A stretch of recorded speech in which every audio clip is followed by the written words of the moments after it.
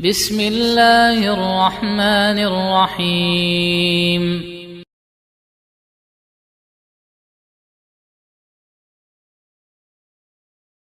Ada seorang Arab Badui datang bertanya kepada Nabi sallallahu alaihi wasallam, "Mata sa'ah?"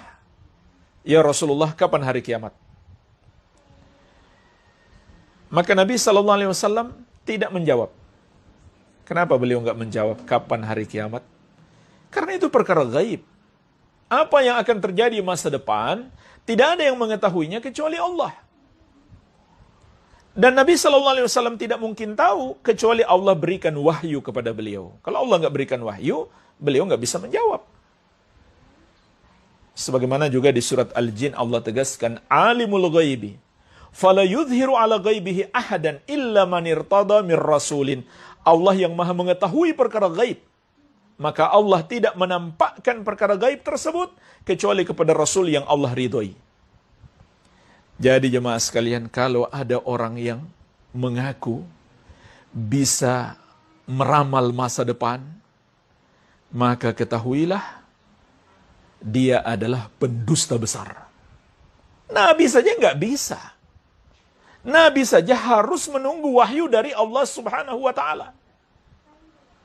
Kalau ada orang mengaku-ngaku, sebelum terjadi kecelakaan pesawat Sriwijaya Air yang kemarin misalkan, dia sudah tahu katanya, dia sudah bisa meramal. Itu namanya pendusta besar yang dalam syariat disebut sebagai dukun. Terserah, orang mau sebut dia mbah sakti, bahkan disebut kiai, ustadz, maka dalam syariat mereka disebut dukun dan pendusta besar. Ini Nabi saja nggak ngerti ketika ditanya tentang apa yang akan terjadi masa depan. Jadi jemaah sekalian, di antara definisi dukun atau tukang sihir dalam syariat adalah orang yang suka meramal masa depan. Dan dia adalah pendusta besar karena dia nggak mungkin tahu. Dan Allah Azza wa Jalla menegaskan, "Kulla ya'lamu man fis samawati wal ardil ghaiba illallah." Katakanlah, tidak ada yang mengetahui satupun makhluk di langit maupun di bumi tentang perkara gaib itu kecuali Allah. Ini Allah sudah tegaskan, nggak ada yang tahu. Masa depan nggak ada yang tahu kecuali Allah. Kok bisa-bisanya kita percaya orang yang meramal masa depan? Sungguh bodoh kita. Dijadikan berita lagi, disebar-sebarkan. Ya, hati-hati. Semua yang terlibat menyebarkan dan semua yang percaya, mereka telah melakukan dosa terbesar, menyamakan orang itu dengan Allah. Artinya itu dosa syirik. Makanya mempercayai para tukang ramal adalah pembatal keislaman. Jadi bukan pembatal sholat lagi, pembatal keislaman, penghancur keimanan. Rasulullah sallallahu alaihi wasallam menegaskan, "Man atakahinan aw arrafan fasaddaqahu bima yaqul faqad kafara bima unzila ala Muhammadin sallallahu alaihi wa ala alihi wasallam." Siapa mendatangi dukun atau tukang ramal lalu mempercayainya, maka dia telah kafir terhadap Al-Quran yang diturunkan kepada Rasulullah sallallahu alaihi wasallam. Ini penegasan langsung dari Nabi sallallahu alaihi wasallam. Dia sudah kafir. Bahkan hanya nanya-nanya saja, tapi nggak percaya, lam tuqbalahu salatun arba'ina lailatan. Tidak diterima salatnya 40 hari 40 malam. Termasuk yang percaya melalui siaran berita atau nonton di YouTube. Siapa yang percaya, kata Nabi sallallahu alaihi wasallam, dia telah kafir terhadap Al-Qur'an. Siapa yang nonton saja, mungkin cari hiburan aja, tapi dia nggak percaya, maka tidak diterima sholatnya 40 hari 40 malam. Hati-hati. Itu para wartawan, jangan diangkat-angkat para peramal itu. Mereka pendusta besar, pembohong. Dan wajib bagi para ulama untuk mengingatkan dan pemerintah untuk melarang. Ini menyesatkan umat. Jadi hukum mempercayai peramal itu bukan sekedar dosa besar ya. itu dosa pembatal keislaman.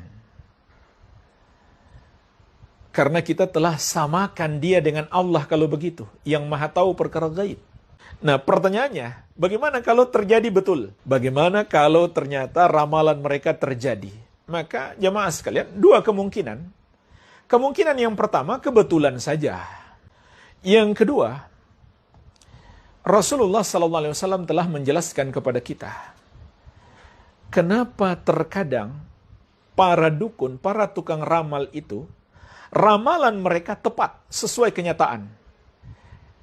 Karena mereka dibantu oleh setan untuk mencuri berita dari pembicaraan malaikat. Jadi justru kalau ada tukang ramal, kemudian ramalannya terjadi, kita sebagai seorang muslim semakin yakin inilah dukun.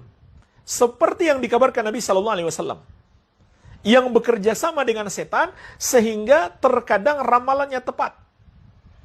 Setan mencuri berita dari pembicaraan malaikat.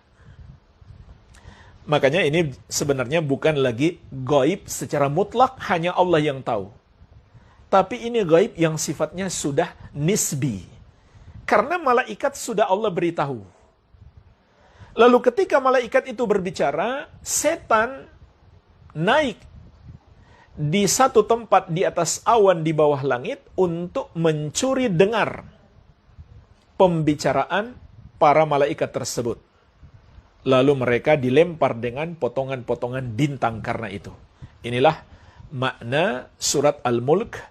Walaqad zayyana as-samaa'a ad-dunya bimasabiha wa ja'alnaha rujuman lisyayatin. Dan sungguh kata Allah, kami telah menghiasi langit dengan bintang-bintang dan kami jadikan untuk melempar setan-setan. Yaitu setan-setan yang mencuri berita dari langit, dari pembicaraan para malaikat untuk dibisikkan kepada para dukun. Hanya saja kata Nabi SAW, mereka itu banyak naik bersaf-saf. Dan bisa jadi lemparan bintang itu kena setelah dia sampaikan kepada setan yang ada di bawahnya, terus ke bawah sampai akhirnya yang paling bawah, dialah yang memberitahukan kepada para dukun. Jadi ini sudah dikabarkan oleh Nabi SAW. Maka jangan heran. Justru harusnya kita tambah yakin. Inilah dukun yang diceritakan oleh Nabi SAW. Ya nggak mungkin kita benarkan dia, lalu kita mengatakan, berarti dia juga tahu dong perkara gaib. Kalau begitu kita telah samakan dia dengan Allah. Ayatnya sangat jelas. Kulla ya'lamu man fis samawati wal ardil ghaiba illallah. Katakanlah, tidak ada yang mengetahui perkara gaib itu, satupun makhluk di langit maupun di bumi, kecuali Allah Subhanahu wa ta'ala. Ya. Jadi tetap nggak boleh kita percaya, walaupun terjadi seperti yang mereka ramalkan. Justru kita semakin yakin, inilah mereka yang disebut dengan dukun, tukang ramal, budak-budaknya setan. Bekerja sama dengan setan untuk menyesatkan manusia, seperti yang dikabarkan oleh Rasulullah sallallahu alaihi wa ala alihi wasallam.